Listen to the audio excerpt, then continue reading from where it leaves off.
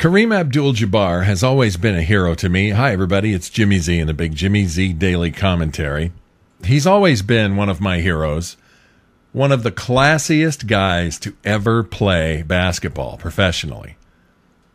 And he's written an article that I don't want you to miss. And so I'm going to put the link in the video notes, and you can read the whole thing. But I've got to read a couple of portions of this article that Kareem Abdul-Jabbar wrote about Don Sterling and all this crap going on. It really is spectacular. So he starts off talking about the incident and what Donald Sterling said about race, about black men.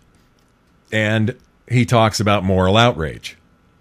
And he talks about people getting carpal tunnel syndrome from the newest popular sport of extreme finger wagging. Not to mention the next strain from Olympic tryouts for morally superior head shaking. And he gives some examples of why we shouldn't have been surprised that Donald Sterling would say something like this. In 2006, the U.S. Department of Justice sued Sterling for housing discrimination. In 2009, he reportedly paid $2.73 million in a Justice Department suit alleging he discriminated against blacks, Hispanics, and families with children in his apartment rentals. And he gives more examples. His point is that we've known for a long time the kind of person Donald Sterling is. And then he says, now the poor guy's girlfriend is on tape cajoling him into revealing his racism. Man, what a winding road she led him down to get all of that out. She was like a sexy nanny playing pin the fried chicken on the Sambo. This is Kareem Abdul-Jabbar writing. But then he starts making some very important points here, and I want to read the whole thing.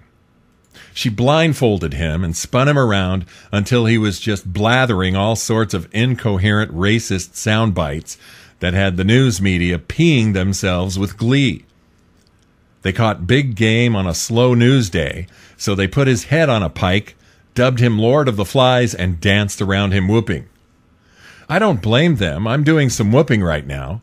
Racists deserve to be paraded around the modern town square of the television screen so that the rest of us who believe in the American ideals of equality can be reminded that racism is still a disease that we haven't quite licked yet. What bothers me about this whole Donald Sterling affair is not just his racism. I'm bothered that everyone acts as if it's some huge surprise.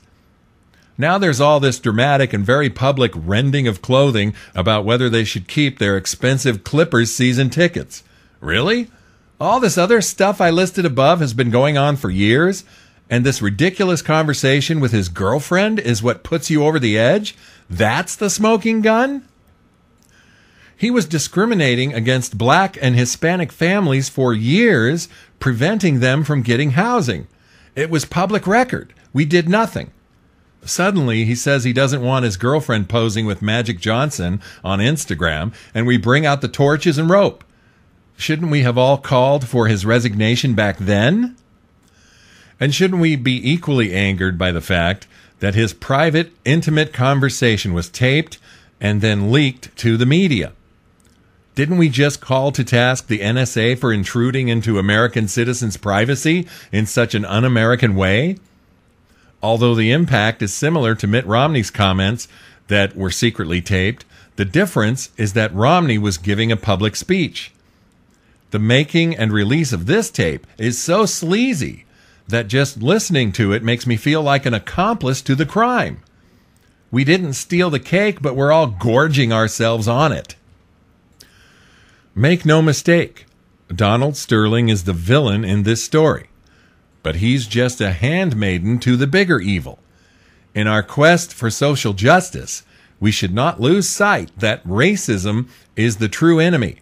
He's just another jerk with more money than brains. So if we're all going to be outraged, let's be outraged that we weren't more outraged when his racism was first evident. He can be talking about the NAACP here. Let's be outraged that private conversations between people in an intimate relationship are recorded and publicly played. Let's be outraged that whoever did the betraying will probably get a book deal, a sitcom, trade recipes with Hoda and Kathy Lee, and soon appear on Celebrity Apprentice and Dancing with the Stars. So instead of focusing on what Donald Sterling said, Kareem Abdul-Jabbar is indicting the mass media culture. Donald Sterling is on his way out, but the mass media culture rages on. I'm Jimmy Z. I'll be back tomorrow. And don't forget the Big Jimmy Z Show this weekend. Get over it! Black!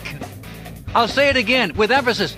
Black! The Jimmy Z Show.